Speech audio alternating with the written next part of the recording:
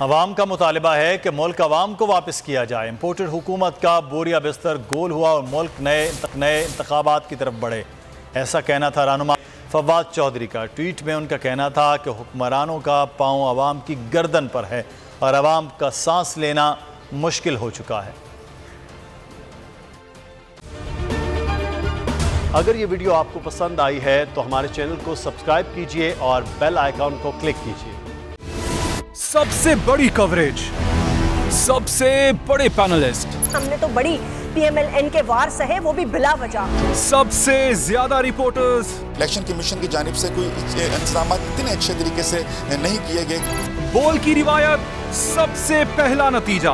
अहम खबर है बहावलनगर भी कप्तान का, पीटीआई कामयाब, मुकम्मल गैर हतमी गैर सरकारी नतीजा सिर्फ बोल न्यूज पर।